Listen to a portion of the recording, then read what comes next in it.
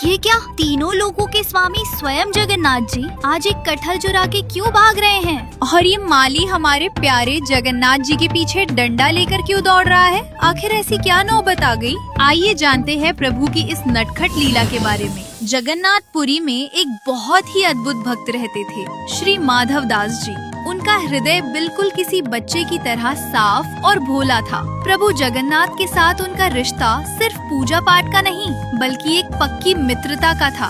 ये अपनापन इतना गहरा था कि अक्सर भगवान खुद छोटा बच्चा बनकर उनके पास आ जाते और दोनों सखाओं की तरह घंटों खेला करते थे। इसी प्यार के हक से माधव दास जी प्रभु को डांट भी देते और प्रभु भी हंसते हंसते उनकी हर बात मान लेते थे। एक बार प्रभु जगन्नाथ अपने सिंहासन पर बैठे थे, लेकिन चेहरे पर उदासी छाई हुई थी। जब माधव दास जी दर्शन करने आए तो उनसे रहा नहीं गया। उन्होंने पूछा, जय जगन्नाथ प्रभु, आज चेहरा इतना क्यों उतरा हुआ है? क्या कोई संकट है? जगन्नाथ जी ने मुंह बनाकर कहा, माधव, यहाँ हमारा मन नहीं लग रहा। माधव दास जी हैरान रह गए। जी नहीं लग रहा? प्रभु, यहाँ तो राजसी ठाट बाट है, 56 भोग मिलते हैं, फिर क्या कमी है? प्रभु बोले, अरे सब कुछ है, पर वो आनंद नहीं आ रहा। हमें अपनी वृंदावन वाली शरारतें याद आ रही हैं। यहाँ तो बस सीधे बनकर बैठे रहो। माधव दास जी ने पूछा, तो आप क्या करना चाहते हैं? प्रभु धीरे से फुसफुसाए, चोरी, हमें चोरी करनी है। बड़ा मन मचल रहा है कुछ चुरा कर खाने का।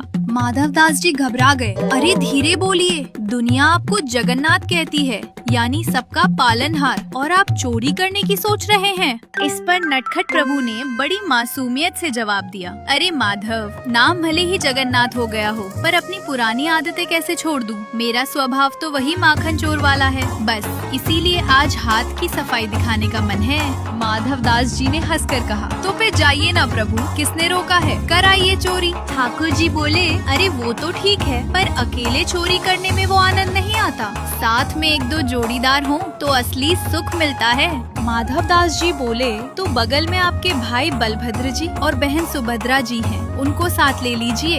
ये सुनते ही नन्हे जगन्नाथ जी ने कान पकड़ लिए। बोले, रहने दो, अगर उन्हें ले जाना है तो फिर हम ऐसे ही ठीक हैं, नहीं करनी चोरी। माधव दास जी ने पूछा, अरे ऐसा क्यों? तब जगन्नाथ जी बोले, अगर उनको लेकर जाऊंगा तो एक तो मैं खुद को संभाल नहीं पाता, उन्हें कैसे संभालूंगा? और बलराम भैया का क्रोध तो तुम जानते ही हो, अगर चोरी में पकड़े गए तो मेरी खैर नहीं।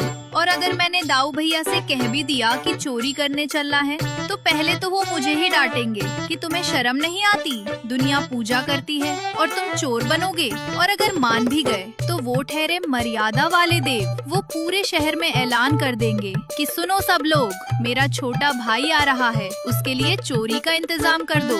अब बताओ माधव, जब सब लोग खुद ही सामान दे देंगे तो चोरी का मजा क्या खाक आएगा? भैया के डर से तो कोई मुझे डांटेगा भी नहीं, इसलिए तुम ही सबसे सही हो, तुम ही मेरे साथी बनोगे।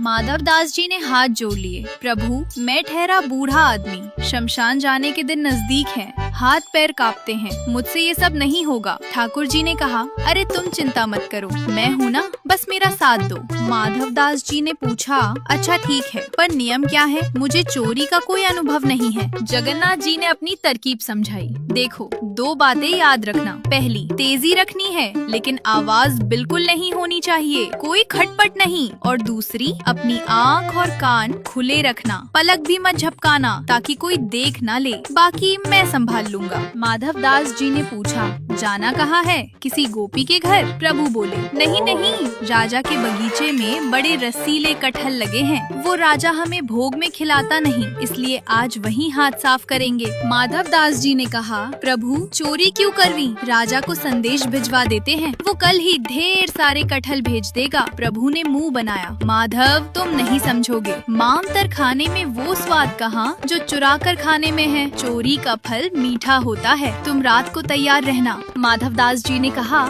ठीक है, मुख्य सिंह द्वार पर मिले। प्रभु बोले, अरे नहीं, वहाँ तो रात भर कीर्तन चलता है, पकड़े जाएंगे, तुम दक्षिण द्वार पर चुपचाप खड़े रहना। रात हुई, दक्षिण द्वार पर माधव दास जी इंतजार कर रहे थे। तभी ठाकुर जी आए, एकदम दबे पांव, काले कपड़े ऐसे ओढ़े थे कि अंधेरे में सिर्फ उनकी दो बड़ी बड़ी आंखें चमक रही थी। माधव दास जी प्रभु के साथ चुपचाप कदम मिलाकर चल पड़े अपने अभियान पर। जैसे ही वे राजा के बगीचे में घुसे, माधव दास जी ने जोर से पूछा, प्रभु, कटहल का पेड़ कहाँ है? जगन्नाथ जी ने दांत पीसते हुए कहा, "श्श, धीरे बोलो, वो ठीक सामने है। पेड़ के पास पहुंचकर जगन्नाथ जी बोले, चलो अब चढ़ाई करनी होगी। माधव दास जी ने फिर अपनी तेज आवाज में पूछा, कौन से पेड़ पर चढ़ूं? तभी बगीचे के माली की नींद खुल गई। वो लाठी लेकर चिल्लाया, कौन है वहाँ? रुको, मैं बताता हूँ किस पर चढ़ना है।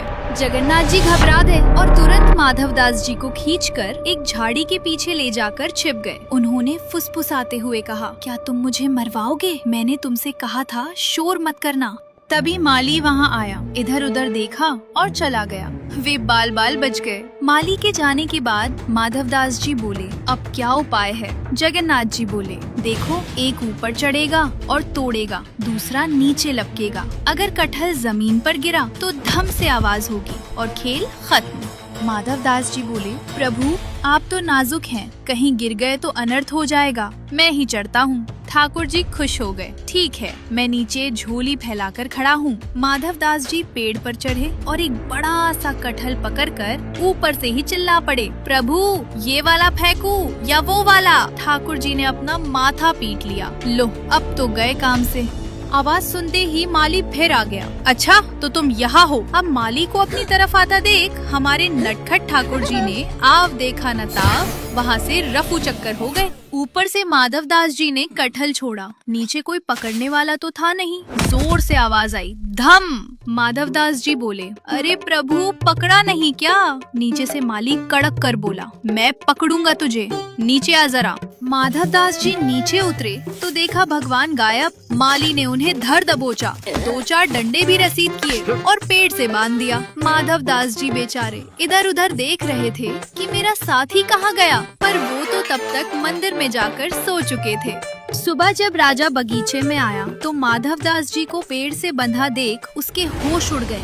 वो दौड़कर चरणों में गिर पड़ा। अरे गुरुदेव, ये क्या अनर्थ हो गया? आप और चोरी? माली ने सफाई दी, महाराज ये रात को कटहल चुरा रहे थे। राजा की आंखों में आंसू आ गए। भगवान, आपको इच्छा थी तो हुक्म देते, मैं कटहल भिजवा देता, चोरी करने की क्या जरूरत थी? तब माधव दास जी ने मुस्कुराते हुए कहा, राजन मुझे देखकर लगता है कि मैं कटहल चुराऊंगा। अरे पुरी में सबसे बड़ा चटोरा कौन है? वही तुम्हारा सावरा। उसकी इच्छा थी चोरी करने की, मुझे पेड़ पर चढ़ाया और खुद भाग गया। राजा गदगद हो गया। धन्य है मेरा भाग्य, स्वयं त्रिभुवन के नाथ मेरे बगीचे में चोरी करने आए। राजा ने उसी वक्त अपना पूरा बगीचा भगवान जगन्नाथ के नाम कर दिया। माधव दास जी को तुरंत बड़े सम्मान के साथ बंधन से मुक्त किया गया। रात भर पेड़ से बंधे रहने और माली के 2-4 डंडों की प्रसादी पाने से उनका बूढ़ा शरीर टूट रहा था, लेकिन मन ही मन वो अपने नटखट सखा की इस लीला पर मुस्कुरा रहे थे कि वाह रे ठाकुर, मुझे फंसाकर खुद कैसे रफू चक्कर हो गए। राजा से विदा लेकर अपनी रात भर की थकान मिटाने और नित्य स्नान के लिए माधव दास जी पुरी के समुद्र तट की ओर चल पड़े। स्नान के बाद समुद्र किनारे जब दोनों मिले तो माधव दास जी ने हंसते हुए पूछा, कहो सरकार, तुम्हारी चोरी करने की इच्छा पूरी हो गई? हाथ तो एक कटहल भी नहीं लगा। जगन्नाथ जी ने मायूस होकर पूछा, अब क्या करे माधव? माधव दास जी ने प्रेम से कहा, अरे चिंता क्यों करते हो, तुम तो भाग गए, लेकिन हमें देखो, पूरी रात बंद कर रहे, मार खाई, पर बदले में वो पूरा बगीचा तुम्हारे नाम करवा के आ रहे हैं। अब जाओ और जी भरकर कटहल खाओ। इस पर ठाकुर जी ने भोला सा मुंह बनाकर कहा, पर माधव, ऐसे मांगकर खाने में वो सुख थोड़ी ना मिलेगा। मेरी चोरी करने की इच्छा तो अधूरी ही रह गई। ये सुनते ही माधव दास जी ने घबराकर हाथ जोड़ लिए। अब क्या, फिर से चोरी? नहीं नहीं प्रभु, मुझे क्षमा करना। अब जब तुम्हारा मन करे तुम खुद देख लेना, बस मुझसे फिर से साथी बनने के लिए मत कहना।